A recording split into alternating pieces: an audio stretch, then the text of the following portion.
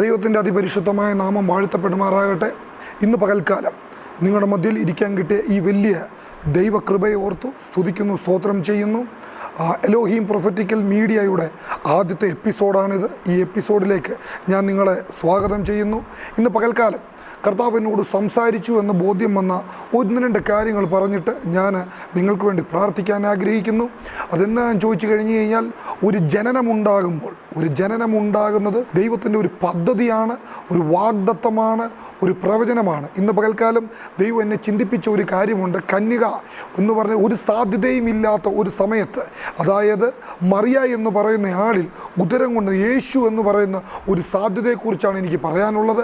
അതെങ്ങനെയാണെന്ന് ചോദിച്ചു കഴിഞ്ഞാൽ, പ്രവാചകന്മാരാൽ കാലങ്ങൾക്ക് മുന്നേ തെളിയിക്കപ്പെട്ടതാണ്, പറഞ്ഞു വന്നതാണ്. ഒരു രക്ഷകൻ നിങ്ങൾക്ക് വേണ്ടി വരും, ഒരു രക്ഷകൻ ഉയർത്തെഴുന്നേറ്റ് വരും, ഒരു രക്ഷകൻ നിങ്ങളിങ്ങനെ രക്ഷിക്കാനായിട്ട് ഒരാൾ വരും എന്ന് പ്രവാചകന്മാരിൽ എഴുതപ്പെട്ടതും വായിക്കപ്പെട്ടതും അറിയപ്പെട്ടതുമായ ഒരു സത്യമുണ്ടായിരുന്നു. കാലങ്ങൾ കഴിഞ്ഞു. ഉൽപ്പത്തി പുസ്തകത്തിൻ്റെ തുടക്കമെടുത്ത് കഴിഞ്ഞാൽ ആദ്യത്തെ ദൈവത്തിൻ്റെ സന്തതിയായിട്ട് വന്ന ആദാം പാപത്തിൽ വീണ് കഴിയുമ്പോൾ ആ പാപികളെ രക്ഷിക്കാൻ വേണ്ടി ഇനി ഒരു സന്തതി വരുമെന്നുള്ളത് ദൈവിക പദ്ധതിയായിരുന്നു. ആ പദ്ധതിയുടെ അടിസ്ഥാനപരമായിട്ട് ഒരു മലാഖി, ഉൽപ്പത്തി മുതൽ മലാഖി വരെയുള്ള കാലഘട്ടം കഴിഞ്ഞ് മലാഖി മുതൽ മത്തായി വരെയുള്ള കാലഘട്ടം 400 വർഷത്തെ ഇടവേളയ്ക്ക് ശേഷം ഒരു പ്രവചനം പൂർത്തിയാകുകയാണ്. ആ പ്രവചനം പൂർത്തിയാകുന്നതിനെ കുറിച്ചാണ് ഇന്നെനിക്ക് നിങ്ങളോട് പറയാനുള്ളത്. ആ പൂർത്തിയാകുന്ന പ്രവചനം വേറൊന്നുമല്ല, അത് നിങ്ങളുടെ വാഗ്ദത്തമാണ്, നിങ്ങളോടുള്ള രക്ഷയാണ്. അത് നിങ്ങൾ കൈക്കൊള്ളുക. അതിനുവേണ്ടി ഒരു വാക്യം വായിക്കാൻ ഞാൻ ആഗ്രഹിക്കുന്നു. ലൂക്കോസിൻ്റെ സുവിശേഷം 1-ാം അധ്യായം 35-ാമത്തെ വാക്യം ഇവിടെ വായിക്കുന്നു. അതിനു ദൂതൻ, പരിശുദ്ധാത്മാവ് നിൻ്റെ മേൽ വരും, അത്യുന്നതൻ്റെ ശക്തി നിൻ്റെ മേൽ നിഴലിടും, ആകയാൽ ഉത്ഭവിക്കുന്ന വിശുദ്ധ പ്രജ ദൈവപുത്രൻ എന്ന് വിളിക്കപ്പെടും. ആദ്യത്തിന് ഈ വാക്യത്തെക്കുറിച്ച് പറയാണ്. ഈ വാക്യത്തിൻ്റെ അകത്ത് മൂന്ന് കാര്യങ്ങൾ അടങ്ങിയിരിക്കുന്നു. ഒന്ന്, ഈ വാക്യത്തിൽ തൃത്വം അടങ്ങിയിട്ടുണ്ട് എന്ന് പറഞ്ഞാൽ പിതാവാം ദൈവത്തിനെ ഈ വാക്യം കാണിക്കുന്നു, പുത്രനായ യേശു ക്രിസ്തുവിൻ്റെ ജനനത്തെ കാണിക്കുന്നു, പരിശുദ്ധാത്മാവിനെ കാണിക്കുന്നു.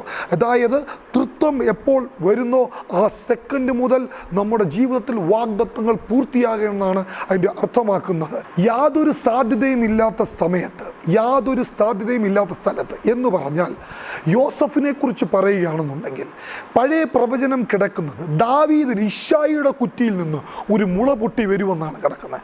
എന്ന് പറഞ്ഞാൽ പഴയ പ്രവചനം ഇങ്ങനെയാണ്: ദാവീദിൻ്റെ സന്തതിയിൽ നിന്ന് ഒരാൾ ജനിക്കുമെന്നാണ് പറഞ്ഞത്, അത് രക്ഷകനായിട്ട് വരുമെന്നാണ് പറഞ്ഞത്. യോസഫിൻ്റെ ചരിത്രം എടുത്തു കഴിഞ്ഞാൽ മറിയെ വിവാഹം നിശ്ചയിച്ച് വച്ചിരിക്കുന്നതേ ഉള്ളൂ, വിവാഹം കഴിഞ്ഞിട്ടില്ല. യോസഫിൻ്റെ സന്തതി പരമ്പര എടുത്തു കഴിഞ്ഞാൽ യോസഫ് ശലോമോൻ്റെ സന്തതിയിൽ പരമ്പരയിൽപ്പെട്ട എന്ന് പറഞ്ഞാൽ ദാവീദ്, ശലോമോൻ, പിന്നീട് വരുന്ന സന്തതി പരമ്പരയിൽപ്പെട്ട ആളാണ് യോസഫ്. എന്നാൽ മറിയയുടെ പാരമ്പര്യം എടുത്തു കഴിഞ്ഞാൽ മറിയ, ദാവീദ്, നെയ്തൻ, ആ സന്തതി പരമ്പരയിൽപ്പെട്ട ആളാണ് മറിയ. അങ്ങനെയാണ് ദാവീദിൻ്റെ സന്തതിയിൽ നിന്ന് ഒരു പ്രജ ഉണ്ടാകുമെന്ന് ദൂതൻ വന്ന് അരുളപ്പാട് അറിയിക്കുകയാണ്. എന്ന് പറഞ്ഞാൽ സ്വർഗത്തിൽ നിന്ന് വരുന്ന ഡയറക്റ്റ് മെസ്സഞ്ചറാണ്. യാതൊരു സാധ്യതയുമില്ല, ശൂന്യമായിരിക്കുകയാണ്, ഒരു കാര്യം ഒന്നും പറയാനില്ല. അവർ വെയിറ്റ് ചെയ്തുകൊണ്ടിരിക്കുകയാണ്. ചരിത്രകാരന്മാർ പറയുന്നു 400 വർഷത്തെ ഇടവേളയിൽ ദൈവം മനുഷ്യരോട് ഇടപെട്ടിട്ടില്ല എന്ന് പറയുന്നു. ആ ഇടപെടാത്ത സാഹചര്യത്തിൽ മറിയയുടെ മുന്നിൽ ചെന്നിട്ട് ദൂതൻ പറയുകയാണ്. എന്ന് പറഞ്ഞാൽ സാധാരണ സ്ത്രീയോട്, പുരുഷൻ തൊടാത്ത, വിവാഹം കഴിയാത്ത ഒരു സ്ത്രീയോട് വന്നിട്ട് ദൂതൻ പറയുകയാണ്, നീ ഒരു മകനെ പ്രസവിക്കും എന്ന് പറയുകയാണ്. എന്ന് പറഞ്ഞു കഴിഞ്ഞാൽ ഒരു സാധ്യതയുമില്ല. നാം വാക്കുകളാൽ എടുത്താലോ മാനുഷിക ബുദ്ധിയിൽ ചിന്തിച്ചാലോ ഒരൊറ്റ സാധ്യതയില്ലാത്ത സമയത്ത് ആ സ്പോട്ടിലാണ് വന്നിട്ട് പറയുന്നത്, നീ ഒരു മകനെ പ്രസവിക്കുമെന്ന് പറയുന്നത്. ഇവിടുത്തെ ഞാൻ ആദ്യം പറഞ്ഞു 3 കാര്യങ്ങൾ. അതിൽ പിതാവുണ്ട്, പുത്രനുണ്ട്, പരിശുദ്ധാത്മാവുണ്ട്. എന്നാൽ രണ്ടാമത് പറയുന്ന 3 കാര്യങ്ങൾ എന്ന് പറഞ്ഞാൽ ശൂന്യതയാണ്. ഈ ശൂന്യതയിൽ നിന്നുകൊണ്ട് മറിയ പറയുകയാണ്, ഇത് എൻ്റെ മേൽ അതുപോലെ ഭവിക്കട്ടെ എന്ന് പറയാണ്. നീ എന്തു പറയുന്നോ അതുപോലെ ഭവിക്കട്ടെ എന്ന് പറയും. എന്ന് പറഞ്ഞാൽ വിശ്വാസത്തിൻ്റെ അളവ് ഇവിടെ കാണിക്കുകയാണ് ചെയ്യുന്നത്. എന്ന് പറഞ്ഞാൽ നമ്മുടെ മേൽ ഒരു അവസ്ഥകൾ വളരെ താളം തെറ്റിക്കിടക്കുന്ന സമയത്ത് ചിന്തിക്കാനൊന്നുമില്ല, ആകെ നിരാശപ്പെട്ട് കിടക്കുന്ന അനുഭവത്തിലാണോ നാം ആയിരിക്കുന്നത്? സ്വർഗത്തിൽ നിന്ന് നിനക്കൊരു മെസ്സേജ് ഉണ്ട്. ആ മെസ്സേജ് ഇതാണ്, അത് നിൻ്റെ മുന്നിൽ അത് പ്രത്യക്ഷപ്പെടും. എന്ന് പറഞ്ഞാൽ ശൂന്യതയിൽ ഉളവാക്കുന്ന ഒരു അത്യന്ത ശക്തി നിന്റെ മേലുണ്ട്. ഒന്ന്, ശൂന്യത. എന്താണ് ശൂന്യത? ശൂന്യത എന്ന് പറഞ്ഞു കഴിഞ്ഞാൽ അവൾ വിവാഹം കഴിഞ്ഞിട്ടില്ല, ഒരു പുരുഷൻ അവളുടെ ജീവിതത്തിൽ വന്നിട്ടില്ല, അവളൊരു കന്യകയാണ്. ആ കന്യകയോട് വന്നിട്ട് പറയുകയാണ് നിനക്കൊരു മകനുണ്ടാവുമെന്ന് പറയാണ്. രണ്ട്, എന്താണ് വിശ്വാസം? വിശ്വാസം എന്ന് പറയുന്നത് സ്വർഗത്തിൽ നിന്ന് വന്ന മെസ്സേജിനെ അവൾ എപ്പോൾ സ്വീകരിക്കാൻ തയ്യാറായോ അവൾ പറഞ്ഞത് എൻ്റെ മേൽ അത് ഭവിക്കട്ടെ എന്ന് പറയാം. ദൈവം ഒരു കാര്യം ചെയ്തു കഴിഞ്ഞാൽ നിന്നെ കാണുന്നവർ, നിന്റെ മുന്നിൽ ഒരു വഴികളില്ലായിരിക്കും, നിന്നെ കാണുന്നവരുടെ മുന്നിൽ ഒരു വഴികളില്ലായിരിക്കും. നീ തകർക്കപ്പെട്ട് കിടക്കുന്ന സമയമായിരിക്കും. നിന്നെ നോക്കി മറ്റുള്ളവർ പരിഹസിക്കുകയായിരിക്കും. നീ ഇനി വളരത്തില്ല, നീ ശൂന്യമായ അവസ്ഥയിലേക്കാണ് പോകുന്നത് എന്ന് ചിന്തിക്കുന്ന സാഹചര്യത്തിൽ മനുഷ്യൻ എവിടെ ഫുൾ സ്റ്റോപ്പ് ഇടുന്നോ ആ സമയം മുതൽ ദൈവത്തിൻ്റെ കരം പ്രവർത്തിക്കാനായിട്ട് തുടങ്ങും. മനുഷ്യൻ ഫുൾ സ്റ്റോപ്പ് ഇടാതെ ദൈവത്തിൻ്റെ പ്രവൃത്തി ആരംഭിക്കത്തില്ല. മനുഷ്യൻ നിന്നെ നോക്കി ഇല്ല നീ ഉയരത്തില്ല, നീ താഴ്ച തന്നെ പ്രാപിക്കും, നീ ഒരിക്കലും പൊങ്ങുകയില്ല, നീ കഴിഞ്ഞു, നിന്റെ അവസാന മരണമാണ് എന്ന് മനുഷ്യനും പിശാചും വെല്ലുവിളിച്ച് അടിക്കുറിപ്പിടുന്ന സാഹചര്യത്തിൽ ദൈവത്തിൻ്റെ ആത്മാവ് നിനക്ക് വേണ്ടി സംസാരിക്കാൻ തുടങ്ങും. സ്വർഗത്തിൽ നിന്ന് നിനക്ക് വേണ്ടി ദൂതൻ ഇറങ്ങാൻ തുടങ്ങും. ആ ശൂന്യതയിൽ നിന്നുകൊണ്ട് ഒരു യാത്ര നിനക്ക് ആരംഭിക്കാൻ തുടങ്ങും. ശൂന്യതയിൽ നിന്നുകൊണ്ട് നിനക്ക് വേണ്ടി ചില പ്രവൃത്തികൾ ആരംഭിക്കാൻ തുടങ്ങും. ഇവിടെ മറിയയുടെ ജീവിതത്തിൽ ശൂന്യമായി കിടക്കുന്ന സാഹചര്യത്തിൽ ദൈവത്തിൻ്റെ ദൂതൻ വന്ന് പറയുന്നു നിന്റെ അത്യുന്നതിൻ്റെ നിഴൽ നിന്റെ മേൽ വീഴുമെന്ന് പറയുന്ന ആ സെക്കൻഡിൽ അവളത് വിശ്വസിക്കാൻ തയ്യാറായി. അവിടെ മേൽ ആ പ്രവചനം, ആ വാഗ്ദത്തം അത് പരിവർത്തിച്ച് തുടങ്ങുവാൻ ഇടയായി തീർന്നു. എന്താണ് വിശ്വാസം?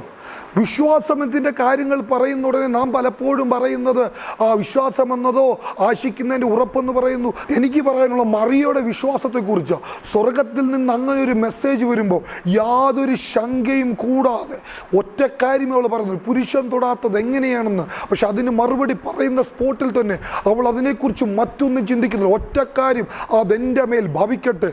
നിന്നോട് ആരെങ്കിലും ഒരു പ്രവചനമാണോ വിളിച്ചു പറഞ്ഞിരിക്കുന്നത്? നീ ഉയരുമെന്നാണോ വിളിച്ചു പറഞ്ഞിരിക്കുന്നത്? നീ അതിൻ്റെ മുകളിൽ ഇനി വേറൊരു ചിന്തയ്ക്ക് പോകണ്ട, അതെൻ്റെ മേൽ ഭവിക്കട്ടെ എന്ന് പറഞ്ഞാൽ മതി. കാരണം നാവിന്മേൽ നിന്റെ മേൽ കിടക്കുന്ന അധികാരം അത് നാവിന്മേൽ പരിണമിച്ചിട്ട് അത് സംഭവിക്കാൻ ഇടയായിത്തീരും. ഹല്ലേലൂയ. ഇന്ന് പകൽക്കാലം അടുത്തത് മൂന്നാമതൊരു കാര്യം, അടയാളം. ദൈവം ചെയ്യുന്നതെല്ലാം വളരെ അടയാളത്തോടു കൂടിയേ ചെയ്യത്തുള്ളൂ. ദൈവം നിന്നോടൊരു വാഗ്ദത്തം പറഞ്ഞിട്ടുണ്ടെങ്കിൽ അത് വെറുതെ പറയത്തില്ല, അതൊരു അടയാളമാക്കിയേ പറയത്തുള്ളൂ. എന്ന് പറഞ്ഞു കഴിഞ്ഞാൽ നോഹയുടെ കാലത്ത് ഈ ഭൂമിയെ നശിപ്പിക്കുമ്പോൾ ജലപ്രളയമുണ്ടായപ്പോൾ ദൈവം പറയുന്നുണ്ട് ഈ ഭൂമിയെ ഞാൻ ഇനി നശിപ്പിക്കത്തില്ല, അതിനൊരു അടയാളത്തെ വെക്കുക. ആ അടയാളം ആകാശത്തൊരു വില്ലിനെയാണ് കാണിക്കുന്നത്, ഈ വില്ല് നിനക്കൊരു അടയാളമായിരിക്കുമെന്ന് പറഞ്ഞു. എന്ന് പറഞ്ഞതുപോലെ തന്നെ മറിയയുടെ ദൂതൻ വന്നിട്ട് ഒരു അടയാളം പറയാം. അടയാളം ഇങ്ങനെയാ, ഇവക്കൊരു ചാർച്ചക്കാരിയുണ്ട്, അവൾ മച്ചിയാ, വാർദ്ധക്യത്തില, കുഞ്ഞുങ്ങൾ ഉണ്ടാകത്തില്ല, നീ ശൂന്യമായി പോകും, നിന്റെ മേൽ ഇനി ഒന്നും സംഭവിക്കത്തില്ല, വാർദ്ധക്യത്തിൽ കുഞ്ഞുണ്ടാകത്തില്ല എന്ന് മനുഷ്യൻ വിധി എഴുതിയ ആ സാഹചര്യത്തിൽ ആരെ ലജ്ജിപ്പിക്കാൻ തക്കവണ്ണം എല്ലാവരുടെ മുന്നിൽ ലജ്ജാപാത്രമായി, എല്ലാവരുടെ മുന്നിൽ ലജ്ജയായിട്ട് നിൽക്കുന്ന ആ സ്ത്രീയുടെ ഉദരത്തിൻ്റെ അകത്ത് ദൈവം ഒരു കുഞ്ഞിനെ ഇടുകയാണ്. ആ കുഞ്ഞിൻ്റെ പ്രത്യേകത, കാരണം വയസ്സാം കാലമാണ്, പ്രായമേറിയ ഒരു സ്ത്രീയാണ്. ആരുടെ മുന്നിൽ വൈദ്യശാസ്ത്രം പോലും ഒരു പ്രായം കഴിഞ്ഞാൽ ഉണ്ടാകത്തില്ല എന്ന് പറയുന്നിടത്ത് ശൂന്യതയാണ് എന്ന് പറയുന്ന സാഹചര്യത്തിൽ ദൈവത്തിൻ്റെ കരമിറങ്ങുന്നു. ദൈവത്തിൻ്റെ കരമിറങ്ങിയിട്ട് മറിയോട് പറഞ്ഞൊരു കാര്യമുണ്ട്, നിന്റെ ചാർച്ചക്കാരിക്ക് ഇത് 6-ാം മാസമാണെന്ന് പറയുന്നു. ഇന്ന് പകൽക്കാലം എനിക്ക് പറയാനുള്ള ദൈവമക്കളെ, നീ ഒരു ശൂന്യമായ അവസ്ഥയിലാണോ നിൽക്കുന്നത്? നിന്റെ മുന്നിൽ വേറെ യാതൊരു സാധ്യതകളുമില്ലേ? നീ ഒഴുകിപ്പോയ മട്ടിലാണോ നിൽക്കുന്നത്? നിന്നെ കരം പിടിച്ചുയർത്താൻ ആരുമില്ലേ? നീ തകർന്നാണോ കിടക്കുന്നത്? നീ വിഷമിക്കേണ്ട, നിനക്ക് വേണ്ടി 2018 വർഷങ്ങൾക്ക് മുമ്പ് ഒരുവൻ ഉയർത്തെഴുന്നേറ്റു. നിനക്ക് വേണ്ടി ഒരു ജനനം കൊണ്ടു. ആ ജനനം വേറെ ആരുമല്ല, കർത്താവായ യേശു ക്രിസ്തുവാ. ബൈബിളിൽ ഒരു വാക്യം കിടപ്പുണ്ട്, കർത്താവായ യേശു ക്രിസ്തുവിൽ വിശ്വസിച്ചാൽ നീയും നിന്റെ കുടുംബവും രക്ഷ പ്രാപിക്കുമെന്ന് കിടപ്പുണ്ട്. എനിക്ക് പറയുവാനുള്ളൊരു കാര്യം എന്തെന്ന് ചോദിച്ചാൽ, ശ്രദ്ധിക്കുന്ന ഏവർക്കും, എന്നെ കാണുന്ന ഏവരും ഉണ്ടെങ്കിൽ എനിക്ക് നിങ്ങളോട് പറയാനുള്ളത് ഇത്രയേ ഉള്ളൂ. ഒരു സാധ്യതയും ഇല്ലാത്ത സമയത്ത്, യാതൊരു സാധ്യതയും ഇല്ല, ശൂന്യമായി കിടക്കുന്ന ഒരു സ്ഥലത്ത്, ശൂന്യമായി കിടക്കുന്ന ഒരു സമയത്ത് ദൈവിക ദൂതനിറങ്ങി അവളോട് പറയുന്നൊരു മെസ്സേജ് ഉണ്ട്.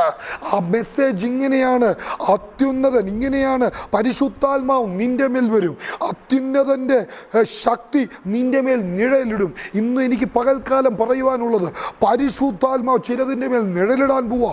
എന്നെ കേൾക്കുന്ന ചിലരോടുള്ളൊരു പ്രവചനമാണിത്. നിന്റെ വാഗ്ദത്തത്തിൻ്റെ മേൽ കിടക്കുന്ന ഒരു പ്രവചനം ഞാൻ വിളിച്ചു പറയട്ടെ.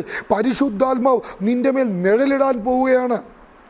ഇന്ന് പകൽക്കാലം ഞാൻ വീണ്ടും ഒരിക്കൽ കൂടെ പറയാം, പരിശുദ്ധാത്മാവ് നിഴലിട്ടാൽ അത് നിന്റെ വാഗ്ദത്തത്തിൻ്റെ പൂർത്തീകരണം നടക്കാൻ പോവാ. ഇന്ന് പകൽക്കാലം വാഗ്ദത്തത്തിൻ്റെ പൂർത്തീകരണം നടക്കാൻ പോവുകയാണ്. എന്നെ കേൾക്കുന്ന ചിലരുടെ മേൽ വാഗ്ദത്തത്തിൻ്റെ പൂർത്തീകരണം നടക്കാൻ പോവാ. അത് ചുമ്മാതെയല്ല, അടയാള സഹിതം, ഒരടയാള സഹിതം ഈ പൂർത്തീകരണം ഉണ്ടാകാൻ പോകുന്നു. ഇന്ന് പകൽക്കാലം നമുക്ക് ഒരുമിച്ച് പ്രാർത്ഥിക്കാം. എന്നെ കേൾക്കുന്ന ആരെങ്കിലും ഉണ്ട്, വീണ്ടും എന്നോട് പരിശുദ്ധാത്മാവ് ഇവിടെ ഇരിക്കുമ്പോൾ ഓർമ്മിപ്പിക്കാൻ പറയുന്നു, നീ ഒരു ശൂന്യതയിലാണോ നിൽക്കുന്നത്? നിൻ്റെ മുന്നിൽ ഒരു ശൂന്യതയാണോ നിൽക്കുന്നത്? നീ വിഷമിക്കണ്ട. നീ ഒരു അടയാളത്തിന് വേണ്ടിയാണോ നിൽക്കുന്നത്? നീ വിഷമിക്കണ്ട. നീ ഒരു ദൈവിക ശബ്ദത്തിന് വേണ്ടിയാണോ നിൽക്കുന്നത്? നീ വിഷമിക്കണ്ട. എന്നെ ചോദിച്ചാൽ, ശൂന്യതയിൽ പ്രവർത്തിക്കുന്ന ഒരു ദൈവം നിനക്കുണ്ട്, അടയാളങ്ങളാൽ വെക്കുന്ന ഒരു ദൈവം നിനക്കുണ്ട്. നിൻ്റെ മേൽ നിനക്ക് വേണ്ടി സംസാരിക്കാൻ ഒരു പരിശുദ്ധാത്മാവുണ്ട്. ഇന്ന് പകൽക്കാലം എന്നെ കേൾക്കുന്ന ആരെങ്കിലും ഉണ്ടെങ്കിൽ വീണ്ടും വീണ്ടും പരിശുദ്ധ എന്നെ ഓർപ്പിക്കുക, ചില ശൂന്യതകളെ ദൈവം ഇന്ന് പകൽക്കാലം മാറ്റാൻ പോകുന്നു. മറിച്ച് ദൈവത്തിൻ്റെ അത്യന്ത ശക്തി ഇന്ന് ചിലതിൻ്റെ മേൽ ഇറങ്ങാൻ പോവുക. കാരണം ബൈബിൾ പറയുന്നു, എന്നെ ശക്തനാക്കുന്നവൻ മുഖാന്തരം സകലത്തിലും ഞാൻ മതിയാകുന്നു.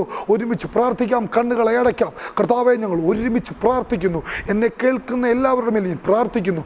ഇതിനെ ശബ്ദത്തെ ശ്രവിക്കുന്ന എല്ലാവരുടെ മേലും പ്രാർത്ഥിക്കുന്നു. കർത്താവേ, ഒരു അത്യന്ത ശക്തി ഇറങ്ങുമാറാണ്. ചില ശൂന്യതകൾ മാറട്ടെ, ശൂന്യമായ അവസ്ഥ മാറട്ടെ, ചിലതിൻ്റെ മേൽ ദൈവത്തിൻ്റെ കരം ഇറങ്ങട്ടെ.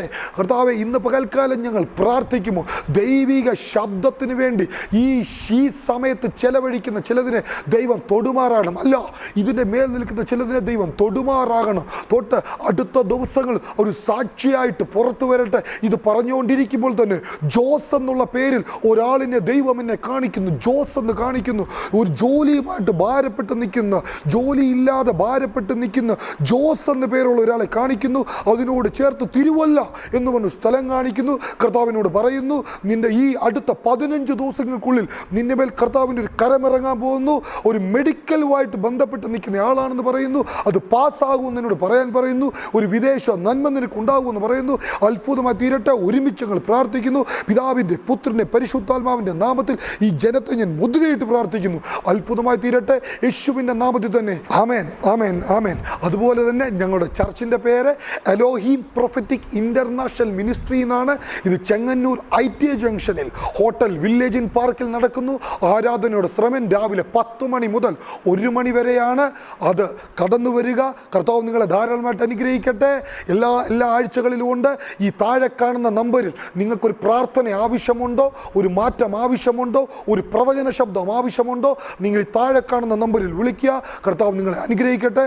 God bless you.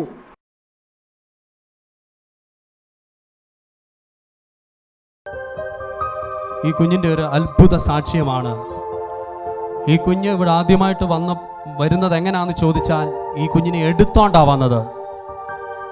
അഭിഷിക്തൻ പേര് വിളിച്ച് ഇതുപോലെ പറഞ്ഞു, ഈ കുഞ്ഞ് സൗഖ്യമാകുവാനിടയായി തീർന്നു. എനിക്ക് വയ്യാതെ ഇരിക്കുവായിരുന്നു, അന്ന് സൗഖ്യമായി. Praise the Lord. ഈ കുഞ്ഞിനെ കർത്താവ് അത്ഭുതകരമായി, നിങ്ങൾക്കറിയാം, കണ്ടവർക്കൊക്കെ അറിയാം, ഇതിനെ എടുത്തോണ്ട് വന്നു. പക്ഷേ അഭിഷിക്തൻ പ്രാർത്ഥിച്ചു, ഇത് നടക്കുവാനിടയായി തീർന്നു. 3 വർഷത്തിനും അത്ഭുതകരമായ സാക്ഷ്യമാണ് കർത്താവ് ചെയ്തത്. കഴിഞ്ഞ ആഴ്ച ഈ സിസ്റ്റർ ഇവിടെ വന്നു, പേര് വിളിച്ചല്ലയോ? വിളിച്ചു, എണീപ്പിച്ച് നിർത്തി, പ്രാർത്ഥിച്ചു, തലേ കൈവച്ചു. അപ്പം എന്നോട് പരിശുദ്ധാത്മാവ് പറഞ്ഞു തലയുടെ ഈ ഭാഗത്ത് എന്തോ ഒന്ന് ചലിക്കുന്നെന്ന് പറഞ്ഞു, എന്തോ നടക്കുന്നു, എന്തോ ഒരു സംഭവം ക്രിയേറ്റീവ് മിറക്കിൾ നടക്കുന്നു പറഞ്ഞു.